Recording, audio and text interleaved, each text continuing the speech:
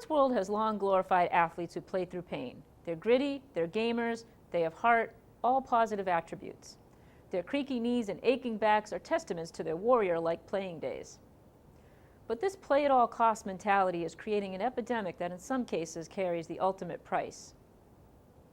In a 4-month span in 2011, 3 former NHL enforcers passed away, all under the age of 40.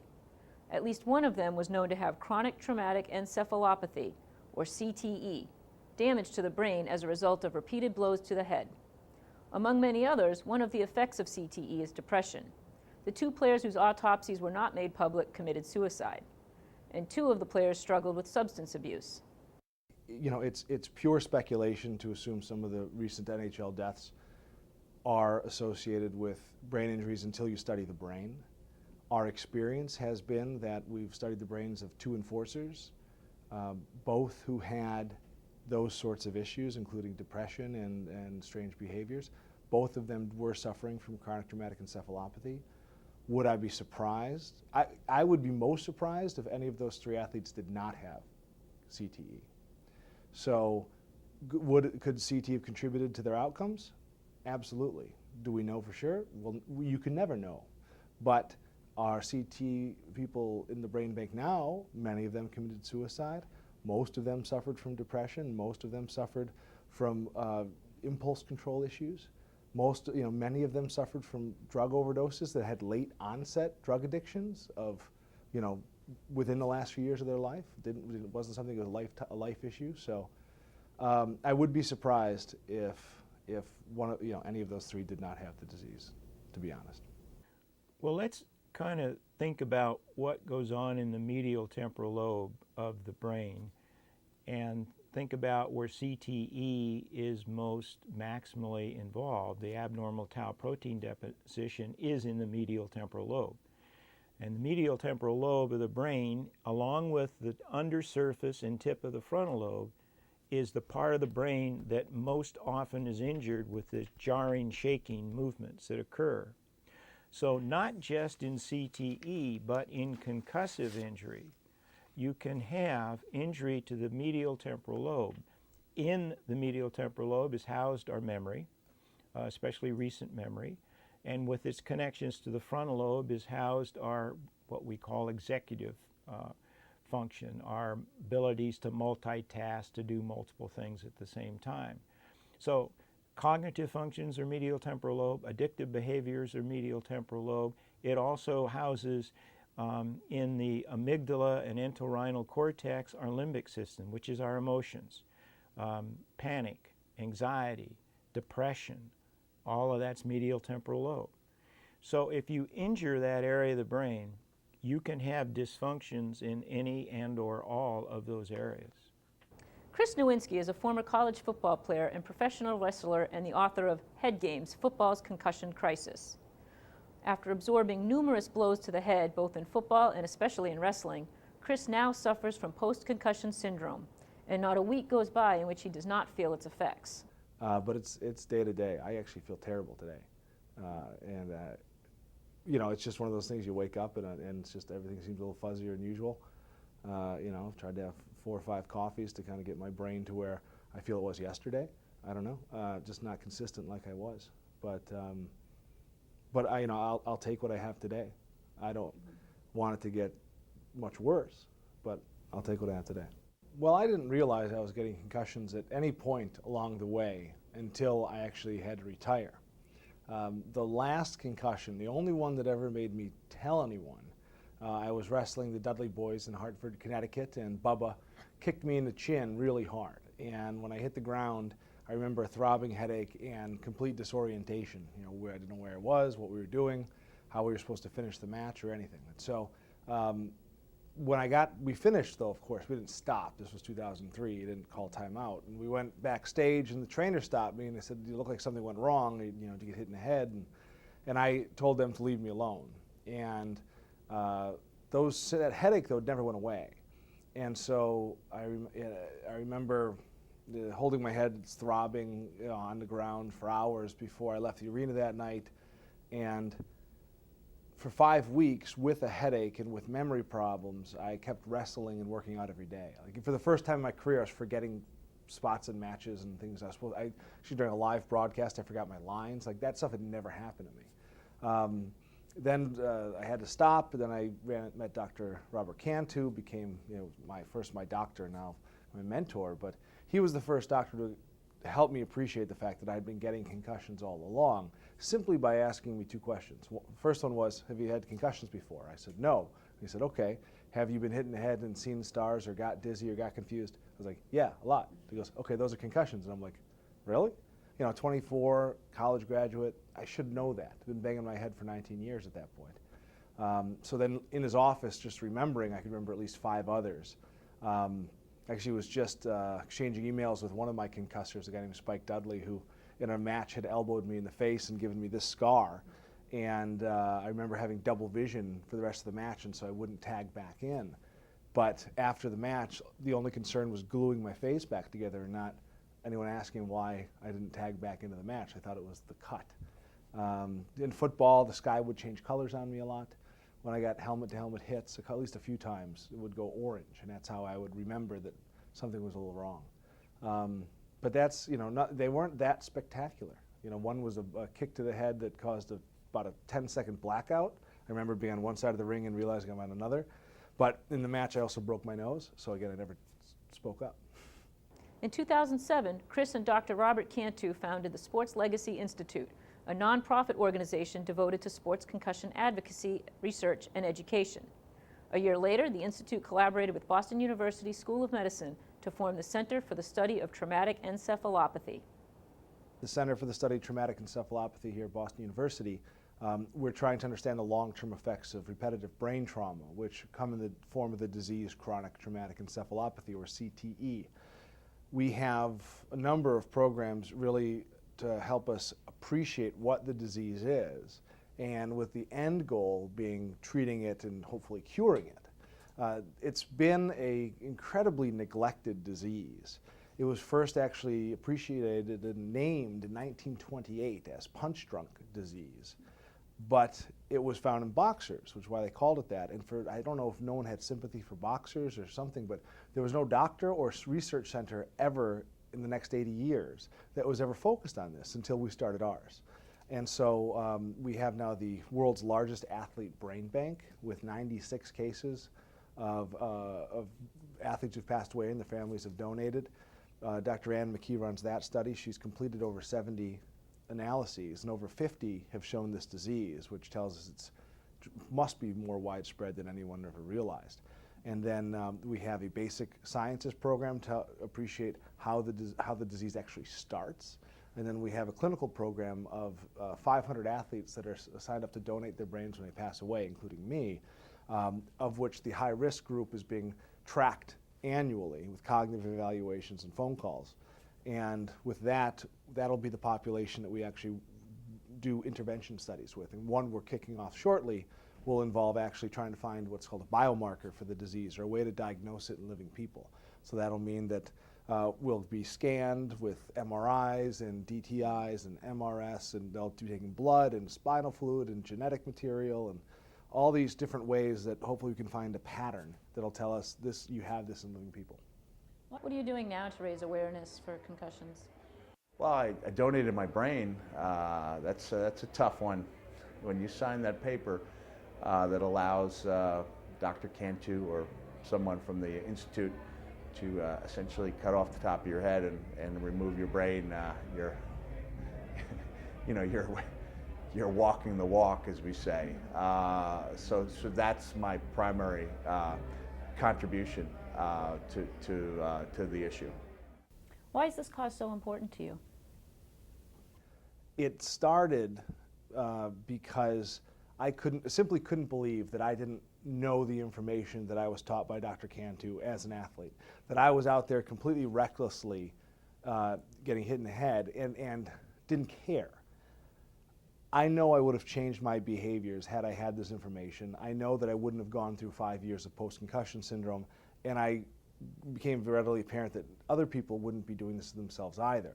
There's a few kids every year who die from second impact syndrome because they think they're being tough by not talking about their concussions.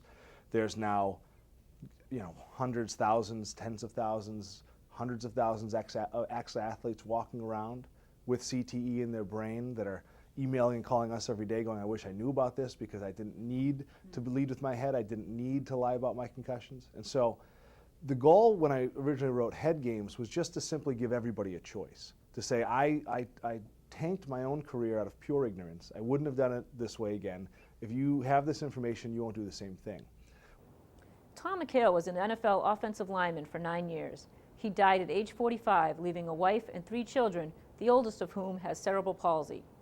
After allowing his brain to be examined by the center, Tom's widow attributes his death to the concussions he suffered during his career.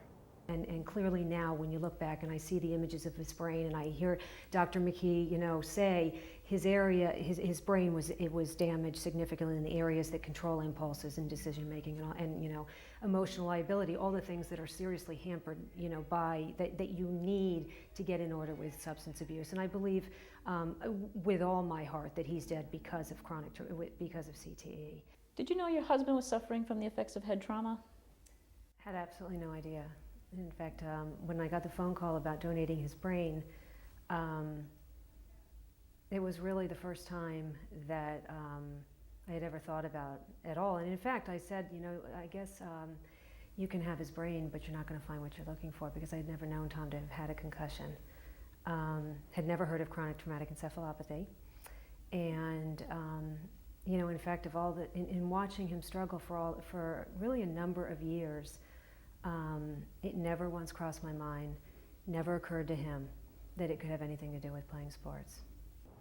Ron Johnson was an NFL running back from 1969 to 1975, the majority of that time with the New York Giants, with whom he earned 2 Pro Bowl honors.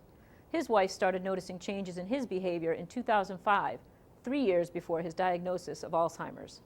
My husband is going to be 64 next week, and he was diagnosed officially July of '08 when he was 60. So we started noticing as a family 2 to 3 years prior to '08, as early as '05 when he was in his late 50s, mid to late 50s, just so many things. And initially it was flukish, losing his keys, not remembering where he parked the car, getting maybe an extra speeding ticket, that, just erratic type things, not following up with business things. We have a family business. And our son works with my husband in the family business. After undergrad, he went into the business. So he was noticing it at the office on a day in and day out basis, and I was noticing it at home on a personal level. And his moods and his behavior, his personality changed. He became much more highly agitated, much more frequently about inconsequential things. I mean, just not small things could just set him off. I subsequently learned from the doctors that this was his way of covering. He understood that he was having diminished cognitive functioning. And because he's such a bright person, this was his way of compensating for it. And when he failed, he was angry with himself, and so he vented outwardly because he was so frustrated. So this went on and on, for 2 or 3 years, and then it just became increasingly obvious that there was a disconnect, that something was terribly, terribly wrong. And he himself started to withdraw because he understood he was not able to function. How many concussions would you estimate he had? Well, that's just it. Technically, my husband's never been diagnosed as concussed.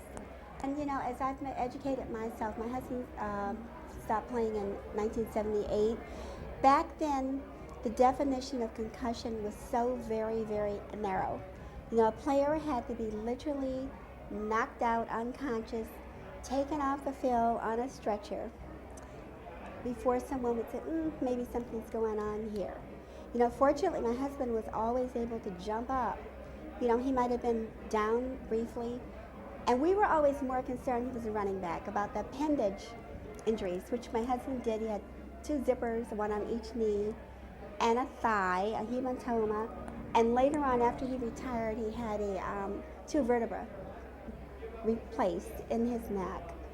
So it was always appendages, never ever that we think about any type of cognitive injury or whatever. But obviously it was there. It was just latent. We didn't know about it. So that's our story, that technically there's no concussion history. But there definitely is a trauma, a head trauma. There's no doubt about that. Part of the problem is that players may hesitate to report symptoms. They may believe their injuries are no big deal, or they'll try to tough it out and return to the game for their team. There may be pressure from parents, other adults, or other players to keep playing. Don't let your athlete convince you that they're just fine or that they can tough it out. Emphasize to athletes and parents that playing with a concussion is dangerous. If a coach suspects a concussion in a young football player, it is critical that that player not return to play or practice. If one of your players has a concussion, their brain needs time to heal. A repeat concussion, one that occurs in a short time period before the brain recovers from the first, can be very dangerous as it may slow recovery or increase the chances of long-term problems. It can even be fatal. Most people who suffer a concussion fully recover. However, returning to sports and other regular activities too quickly can add weeks or months to an individual's recovery time. For boys and girls who are in school, concussions not only affect sports performance, they can affect school performance as well. Students may find they can't do their homework, they can't concentrate or study because it prolongs their symptoms, just like a premature return to sports. Exercising or activities that involve concentration, such as studying, working on the computer, and playing video games, may cause concussion symptoms, such as headache or tiredness, to reappear or get worse. After a concussion, physical and cognitive activities such as studying and learning should be carefully managed and monitored by a healthcare professional. Dr. Eleanor Perfetto serves on the board of directors for the Sports Legacy Institute. Her husband, Ralph Wenzel, was an offensive lineman for the Pittsburgh Steelers, San Diego Chargers, and St. Louis Cardinals, and he has resided in an assisted living facility for the past 5 years. He is 68. When we first had an appointment with the neurologist who was diagnosing him at that time, the neurologist said to him, "Have you ever had concussions?" And he laughed and he said, "Yes, of course. I played, professional football." And the neurologist said, "How many?" And he said, "Too many to even count." And he said, you ever get completely knocked out?" And he said, "Yeah." He said, "A few times." And he said, "Did you ever get completely knocked out and when you came to, you really had no idea where you were or what you were supposed to be doing?" And he said, "Oh yeah." He said, I did. He said, "I got up and I continued to play and I was running the wrong way on the field. And my fellow football players got me off the field because I was running in the wrong direction." Dr. Cantu, one of the leading experts on concussions, is a co-director of the center. He explains that a concussion is more properly characterized as a process than an event. Concussion comes from the Latin word concussus, which means to violently shake. The brain is violently shaken inside the skull. The frontal parts of the brain bounce off the inner surface of the skull. The occipital parts of the brain bounce off the occipital part of the skull, and then the temporal lobes are very much traumatized in the middle fossa. And in reality, the brain is experiencing both linear, which means longitudinal or in one plane, stretching forces, as well as rotational forces, which are twisting forces that stretch brain tissue even more. And as a result of those stretching of brain tissue, axons and neurons are rendered dysfunctional. Well, the event is the sudden violent shaking. And then the process is that over a period, depending upon the severity of the concussion, that can be minutes, hours, days, weeks, sometimes years, recovery has to happen. And recovery is reestablishing the correct ionic makeup and the correct neurotransmitters back on the axons.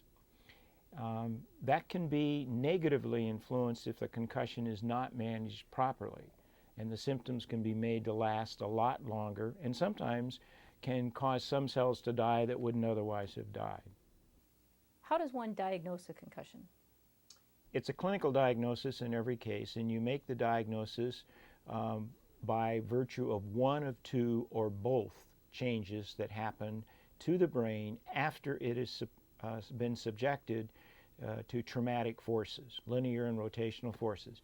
Most of the time those forces are traumatically induced by a direct blow to the brain or the head striking an object, but they can be indirect blows as well. A violent blow to the chest that snaps your head forward, a violent blow to the back of your thorax that snaps your head back. That also, if they're violent enough, can produce concussion symptoms. What are the symptoms? Well, the symptoms are either A, an alteration in level of consciousness, which on one extreme is coma, unconsciousness, which is uncommon but happens about 5 to 10% of the cases on athletic fields, or simply being stunned, losing orientation for a period of time.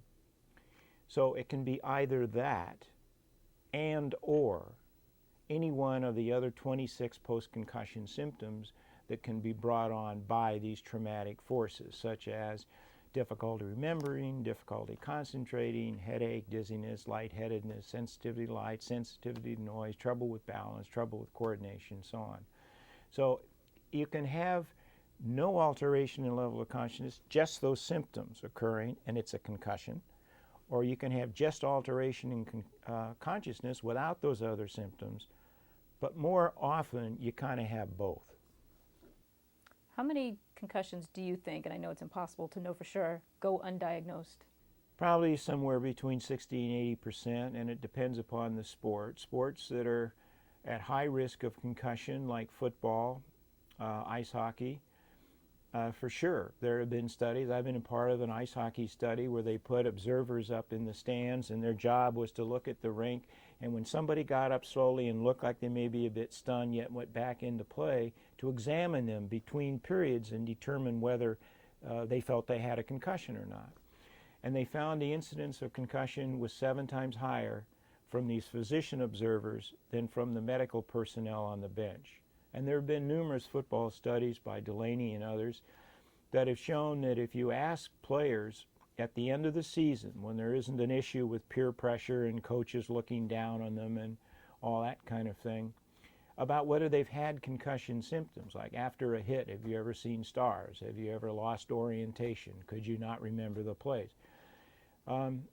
About 60 to 70% of individuals will say yes, during the season at some point they've had these symptoms. So they've obviously had a concussion, and yet only about 5 to 8 or 9% of concussions are recognized in football during a season. So the unrecognized group far exceeds the recognized group. Is it because of the athlete mentality, I don't want to miss any playing time, I want to get back into the game, pain is normal? Or is it, I had no idea that I even had a concussion? Well, I think it's all the above. Mike McRae, a neuropsychologist that's done a lot in the athletic arena, once wrote a paper on exactly that subject. When concussions were missed, what were the reasons? And the most common reason at the time, I hope that's not true now, and I certainly commend you for what you're doing with your program because it'll make it less likely in the future. But the most common reason at the time he wrote the paper a few years ago was that the athletes didn't know what concussion symptoms were not aware of the severity of playing through them, and essentially life-altering changes that could happen receiving a concussion while already symptomatic. But yes, the warrior mentality of collision sports, the not wanting to let your teammate down, the fear of losing your position if you let somebody else get in while you're on the sideline, all of those things were reasons that they gave as well. What is second impact syndrome? Second impact syndrome is an individual that's still symptomatic from an initial brain injury. And because the most common athletic brain injury is concussion, most of the injuries were concussions, but not all of them. Some were subdural hematomas that were missed. Some were brain contusions or bruising of the brain. So the brain is injured, you have post-concussion symptoms, you have brain injury symptoms, and then the individual is subjected to another brain trauma, sometimes very minor, and the brain loses its ability to control blood flow. It's a loss of autoregulation. Blood flow rushes in the brain, pools because it can't get out fast enough, and increases intracranial pressure, and sets up a scenario that's very unique to this condition, where somebody is subjected to brain trauma, sometimes not all that dramatic, may get up a little stunned, but within minutes, 2, 3, 4, 5, goes from this alert conscious state to being comatose, fixed dilated pupils, respiratory embarrassment due to brain herniation, and it's a life-threatening condition. MRI that shows evidence for intracerebral bleeding. What you see is this dark area here within the ventricle, which is largely filled with blood. This is an individual that had quite severe intracerebral bleeding as a result of his brain injury. While concussions have always existed, awareness about the severity and pervasiveness of the problem has increased in the past decade, thanks in large part to Nowinski and Dr. Cantu. Their center and Nowinski's book Head Games have played a large role in helping people to understand the long-term damage that results from repeated blows to the head. It was through Nowinski's desire to educate himself during his own recovery that he realized how little had been reported about such a big problem. I simply couldn't believe that I didn't know the information that I was taught by Dr. Cantu as an athlete, that I was out there completely recklessly getting hit in the head and didn't care. I know I would have changed my behaviors had I had this information. I know that I wouldn't have gone through 5 years of post-concussion syndrome, and I became readily apparent that other people wouldn't be doing this to themselves either. You know, there's a few kids every year who die from second impact syndrome because they think they're being tough by not talking about their concussions.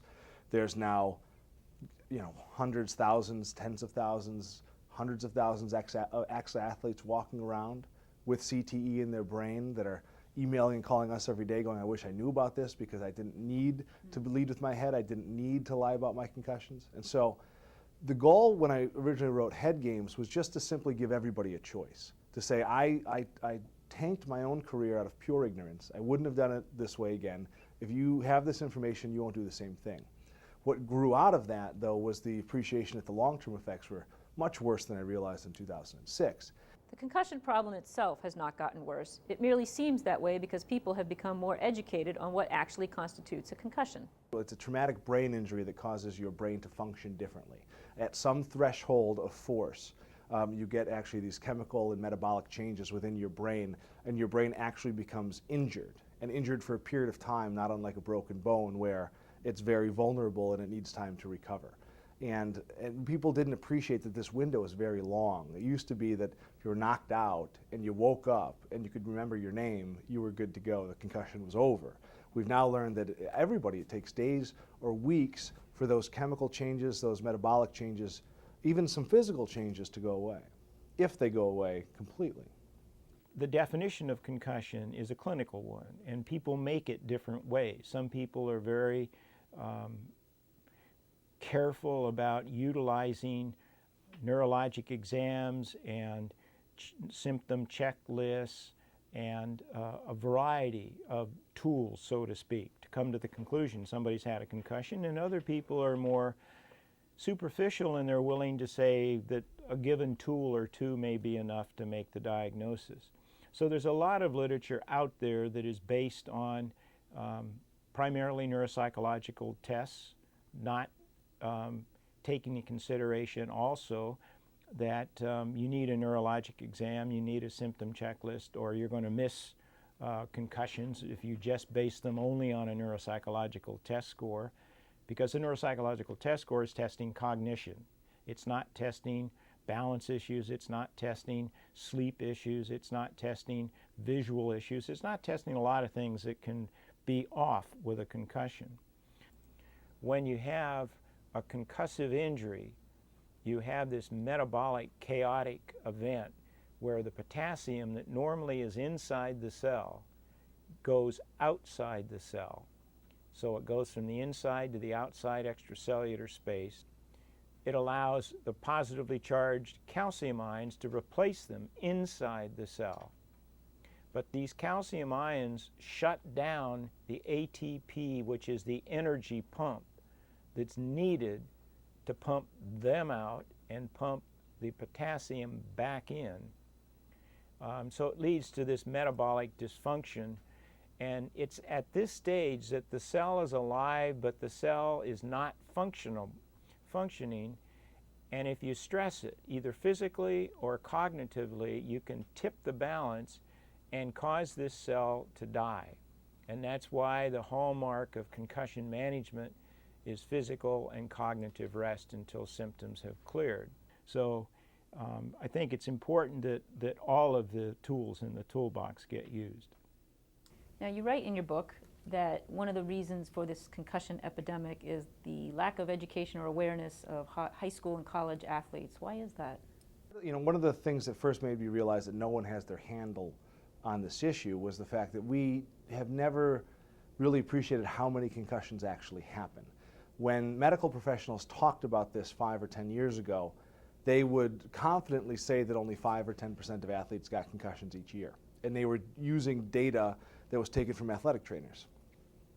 I knew, and there were luckily some other doctors who knew as well, that athletic trainers don't hear about every concussion symptom that an athlete experiences.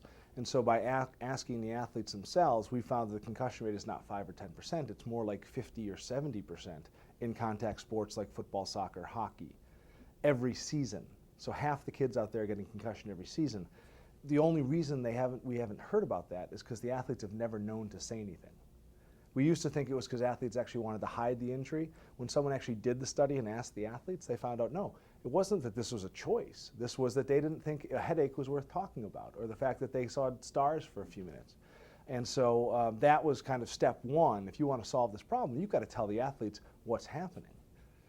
You know, you get a hard hit and your head doesn't feel right, it's diagnosed as a concussion now. When we were younger, I believe that, you know, you had your bell rung and take a couple deep breaths and relax and you were right back at it. You know, I was diagnosed with probably 2 as a player, you know, mild ones, but I'm sure I had a few more than that. Not the ones where you get knocked out unconscious, but that's, you know, we're learning now more about concussions, and it's more than just the high-end ones. So I probably had, you know, a handful. I think that it's become okay to say you don't feel well. There's just so much more, or there's more knowledge on the concussions, where at the time you just sort of, your head hurt, you squirted some water on your face and just went out there and kind of gutted through it, I guess. I think all the leagues, from the lower leagues right up to the NHL, have been more proactive, and I think that now, you know, when you can see a kid get hit on the ice, I think they're doing a better job right away of taking the kid and finding out what, you know, how they feel. One report investigated the frequency of unreported concussions and estimated more accurately the rate of concussions in high school football players. This report showed that the most common reasons for concussions not being reported included a player not thinking the injury was serious enough to warrant medical attention, 66.4% of unreported injuries, motivation not to be withheld from competition, 41%, and lack of awareness of probable concussion, 36.1%. Concussions and other head injuries must be taken seriously. If you're a player, protect yourself and your teammates. If you think you're hurt, don't hide it. Report it and take time to recover. If you're a coach or parent, know concussion symptoms and warning signs. And never let athletes return to action before a health professional says it's okay. Help take head injuries out of play. To learn more, contact the CDC. Nowinski reports in his book that 10 to 15 years ago, 6 separate studies of high school and college football players revealed a concussion incidence rate of 4 to 8%. Those studies were conducted by asking the trainers how many concussions they treat each season. When the players were asked anonymously, however, the numbers jumped to 15 to 70%. What can coaches, or what should coaches and schools be doing now to reduce the number of concussions? Well, I think the most important thing that coaches and schools can do is to have a concussion management plan in place at all levels.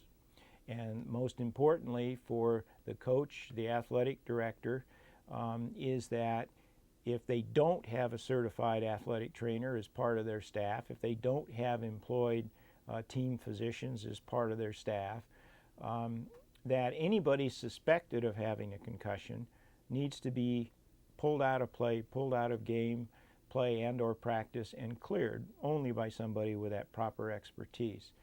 With a concussion, you can't do a study that will show you the injury. CT is normal, routine MRI is normal. It's a clinical diagnosis.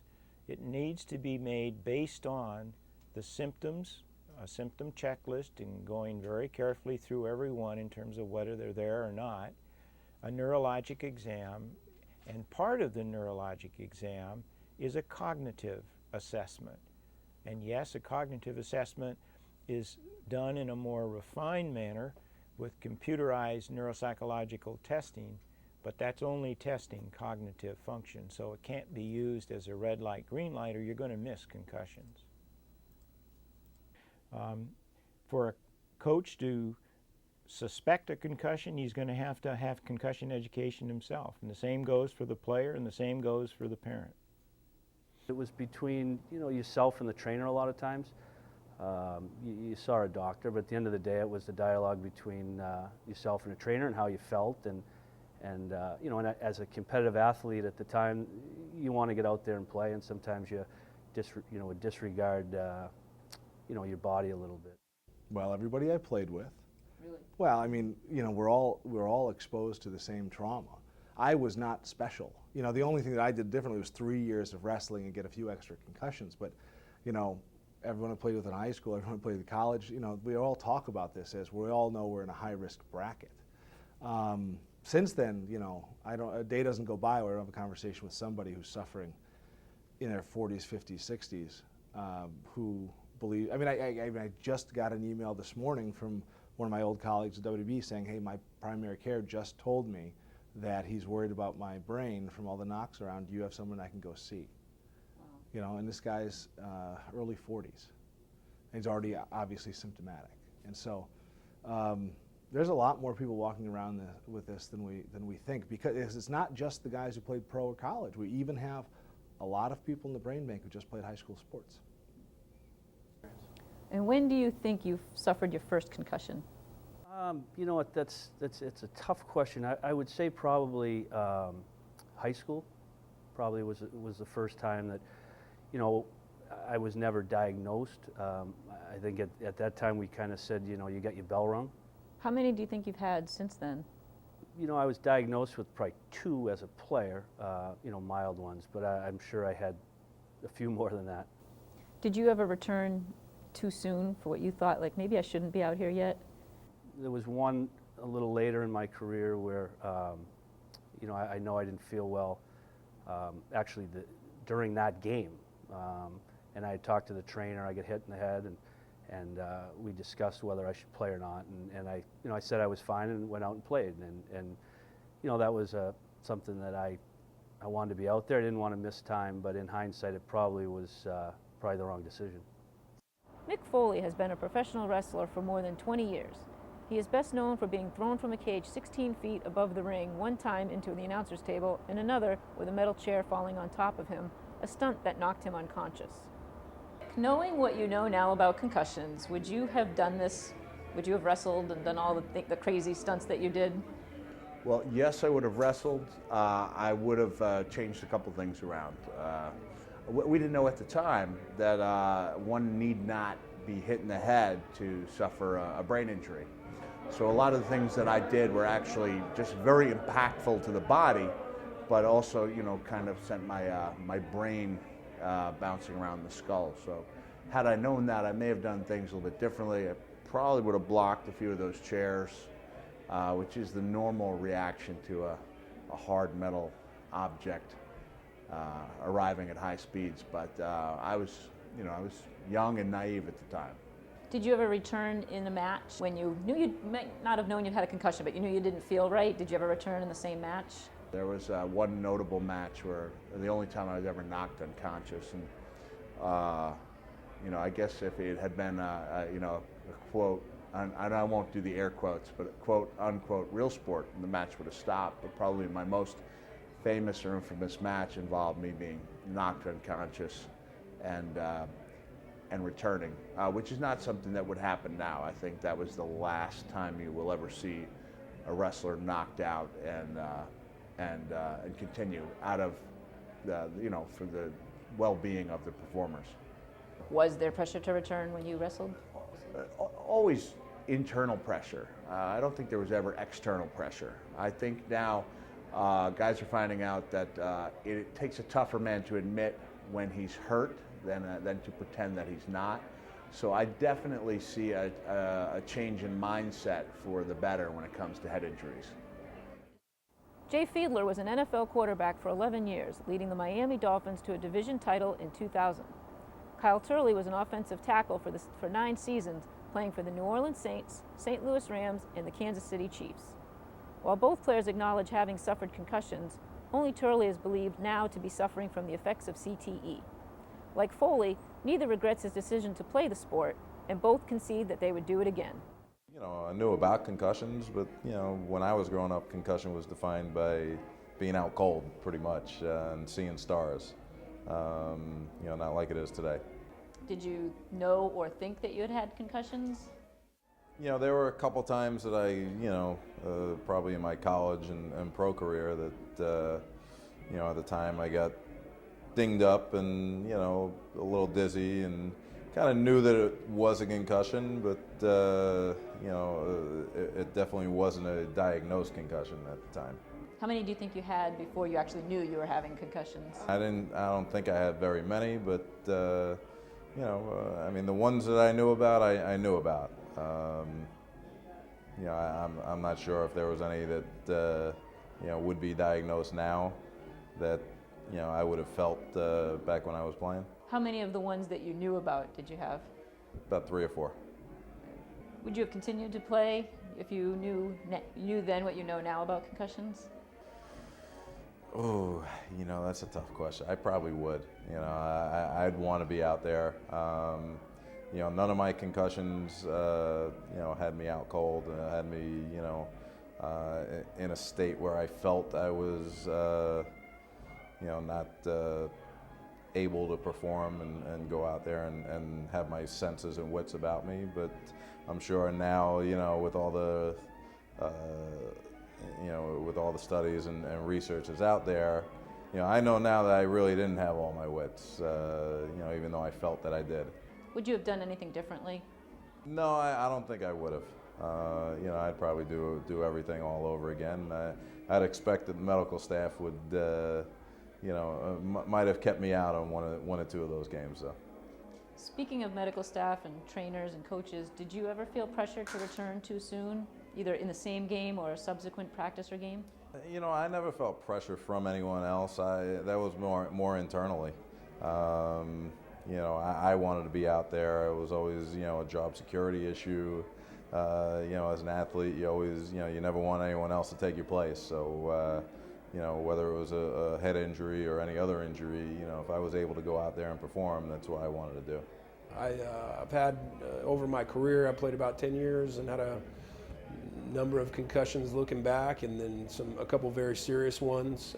Was hospitalized once, and then post-career had an episode of blackout episode and was hospitalized for a few days, and the doctors didn't know what was happening, and then real severe vertigo and vomiting all over, and some seizure activity and things like that, which was quite concerning, and to not only me but to the doctors, because they didn't know what was going on.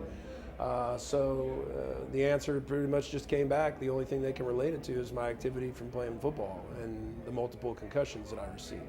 Did you ever feel pressure to return to a game, either when you had a concussion or too soon to practice? Oh yeah. I mean, the sport of football especially is one of those sports that you're expected to go. It's not a question, As a player, you pride yourself on being there. That's part of it, that toughness side of it. That was instilled in you as a kid, that you got to push it, that you got to go. You got to be there for your team and your teammates. So that overrode a lot of, decisions that would make more sense to not play. because you had to be there for your guys and your team. How are you feeling these days? Do you still feel the effects of the concussions? You know what? I realize that when they occur, they occur more easily, and B, require more time off. So I may have had my last match. I may have one more left in me, but the last time I felt like I had a concussion, I drew the line and said, I can't do this anymore. You wrote in Head Games about 2 incidents in which NFL quarterbacks Brett Favre and Kurt Warner suffered a concussion during the game, yet finished the game anyway per their coach's decision. Who makes the decision? Is it the coach? Is it the trainer? Is it the team doctor? And who should make the decision? Today, medical professionals are the only ones making the decision, and that hasn't always been the case. So if you do have a team with multiple medical staff, your most senior person or your expert should be making that decision. Athletic trainers are incredibly well trained on this issue and often better than a lot of doctors. But historically, we've been letting coaches make that decision. And there's a lot of reasons why that was. Some of it was ignorance, but not all of it. Some of it was that at the pro athlete level, the doctors have a huge conflict of interest. And a lot of them like being the team doctor. And if they hold the star quarterback out in the fourth quarter, they would be fired. And the fact that there haven't been doctors fired every season out of the NFL means that they've been doing what the coaches have asked, even if it was against their better judgment. And there's overwhelming evidence of that, and I know this from friends of mine that have played in the NFL. So yeah, unfortunately, we've been leaving medical decisions about the most important organ in your body up to coaches who are paid millions of dollars to win. Now, you mentioned team doctors. How do team doctors, who frequently, as you revealed in your book, pay for the right to be the team doctor, how do they contribute to the concussion problem? It's amazing the power that team doctors have contributing to the problem, because everybody models themselves off of the pros, whether it's doctors themselves, the players, coaches. And so, the best example is Wayne Corbett in 2005, who was knocked unconscious playing for the New York Jets, face down in the field for a minute. Every published guideline since Dr. Cantu first published guidelines in '86 says they're knocked out, they aren't going back in the game. It was even his 8th diagnosed concussion in the NFL. But the team doctor, who happened to be the head of the NFL's concussion committee, Elliot Pellman, who was not trained in concussions, he's a rheumatologist, put Wayne Corbett back into the game 10 minutes later, and he finished the game. And what that tells everybody watching, which is these are the most popular things on television, is that kids know that they should be tough and get back in there. The doctors believe that if the NFL doctors are doing it, that must be the standard of care. And therefore, they were kind of complicit in perpetuating this myth that you recover from a concussion if you wake up from being knocked unconscious, when that, you could look at various points in time where that shouldn't have been based on the literature. It goes pretty far back. We've probably known this for a long time. Well, I think there's risk in any sport that you play. Football is not the only sport that concussions are prevalent in. I think, I think personally the lessons that you learn from football and, the life experiences that you could gain from it, have tremendous value. I think you also have to be aware of, what the risks are, and make sure that, if you come into a situation where the risk factor all of a sudden increases a significant amount, whether it be a concussion or other injuries, then you have to know what you're getting into ahead of time. Knowing what I know now, I could have addressed those situations a lot better. When I had a concussion, I can say, all right, I'm out. And I need to wait until I'm not experiencing these things anymore before I come back to play. Especially in the serious cases where you get the real bad concussion symptoms, the dizziness, the almost slight blindness at times, blurred vision, and all these other things, and knocked unconscious, where I had one of those, where I spent 2 days in the hospital and was let out and then right back to practice, and played the next game. So knowing what I know now, yes, I'd still play the game of football because I love it. But hasn't been the problem. The problem has been the way that they've addressed the injury. Turely, a first-round draft pick, is one of 21 former players who filed suit against the NFL in December for deliberately ignoring and concealing the risks and permanent effects of repeated head trauma. The suit also alleges that players were returned to the field too soon, often in the same game in which they suffered the injury. He is not only suing the NFL to make it accountable, but he also wants the league to seriously address the concussion problem. Well, there's a lot of things they can do. There's many ways that they can definitely address this problem. The Sports Legacy Institute has done a tremendous job of being there to inform them of how they can make it better. But unfortunately, it's a reactive frame of mind as opposed to a proactive frame of mind. And so, I want to hopefully see changes made when doctors on the sidelines and people in the booths reviewing. I mean, I guess if I could sit on my couch at home and see a guy get a concussion, I know they can see it. So, when I see guys like that go back in the game, that really makes me upset, and those are the type of things that I want to see changed personally. The potential linkage between ALS even now and head trauma, traumatic brain injury is a very serious thing. We're not talking about just a game. We're talking about life and death, and I just hope that one day everybody will see that light and get past the archaic mentality of we've got to be tough, and that's because it's just a game at the end of the day. And I don't know any parent that's lost a child because of a game of football or any other sport for that matter because of a head injury or any other injury would say, well, it was worth it, So, the serious side of it is the death side, and that's what we need to start eliminating. I think what they're doing in protecting players is something that's necessary. I think they're doing a lot right now. I think there's definitely an increased focus on player safety right now.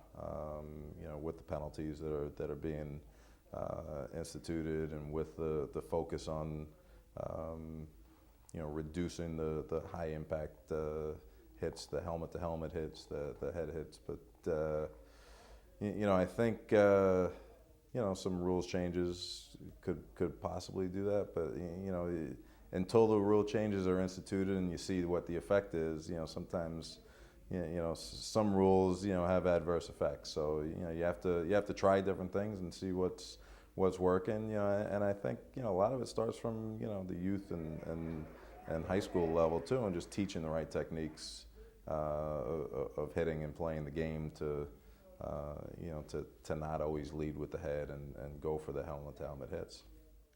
For its part, one example of commitment that the NFL is showing to this crisis is the announcement that it is going to expend $100 million to the study of concussions over the next 10 years. That the NFL is going to spend $100 million over 10 years. Brain injury is historically a terribly underfunded research area. The NFL gave us a $1 million unrestricted gift last year that's been very helpful to advancing research. $100 million is a legitimate amount of money. So I'm hopeful that the right studies are done with that money to get us somewhere. What I've heard about some of the things some of that money might go to, I haven't been overly excited about. I mean, the NFL started their concussion committee in 1994, and it's 2011, and most of the money they spent on studies was wasted, and it was done to do the wrong studies the wrong way that gave bad information. I hope they have the right people in place. I don't know if I believe it. Some of the comments made by some of the leadership who will be determining where that money is spent has been, I would say, foolish. So I don't know. We'll see which way that goes. Do you think the NHL will follow suit? The NHL doesn't have the same amount of money to share, unfortunately. So I do hope the NHL will invest in concussion research as well. I mean, let's be honest. What was the value to them if they could have prevented Sidney Crosby being out a year and possibly longer, or his career being jeopardized? Any amount of money would have protected that. And they should realize that if they had sat the athletes down at any point in the last 5 years and really pushed the old, if you don't speak up when you're hitting the head, you're going to jeopardize your career, maybe Sydney would have spoken up. And so I think we have not invested in prevention, we have not invested in education, and I'm hoping that the Professional Sports League don't just see this as a long-term liability issue, but they see this as a keep our best players on the field issue and increase revenues. Is wrestling doing anything to minimize the risk? Oh, sure. Wrestling has done quite a bit. After that match I mentioned, which was 1998, I mean, you know, anyone who wanted to try something that would be considered out of the ordinary, you know, had a professional coordinator playing a hand in it. They've completely, in WWE at least, completely banned shots to the head with chairs. And luckily, we are in a form of entertainment where you can work around injuries. And so we are able to provide an entertaining event, spectacle, if you want to call it that, while putting you know, a minimum on the potential damage. At least that's the way I feel. It's a very tough business when you combine the pressures that go along with it, the sense that some people are living out their dreams only to find out that it's a very tough row to hoe, and when you compound that with head injuries, the depression can, you know, apparently lead some people to believe that, you know, the life they have remaining is not as good an option as no life at all. But I think we are making a lot of progress with that by determining the head injuries and also, you know, assigning some people to work on guys, you know, mindsets to keep them from wishing such, you know, such terrible outcomes for themselves. While professional leagues have started to address the concussion crisis, much more can and should be done, beginning with the earliest levels of sports. Join us next week as we examine the safety of the equipment, the effects of concussions in children, and the importance of concussion education. I'm Holly Vietzke, and this is the Educational Forum.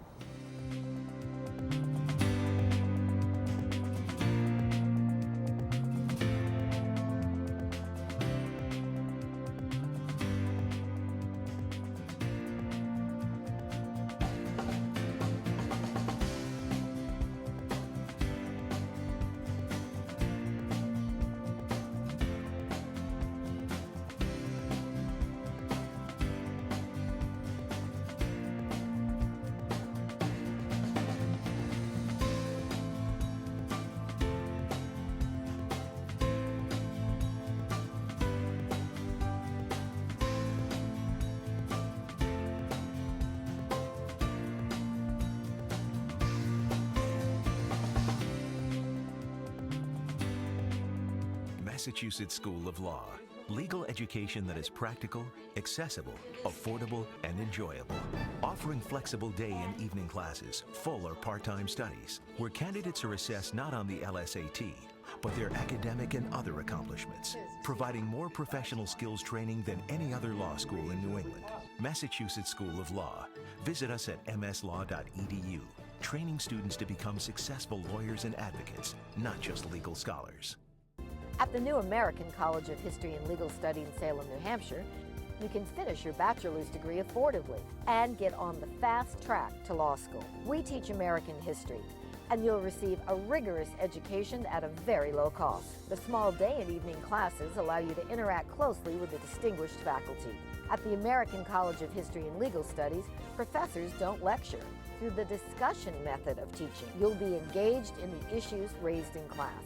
You'll learn to be a critical thinker, a better writer, and a polished public speaker. And you'll be able to compete with anybody in today's competitive marketplace.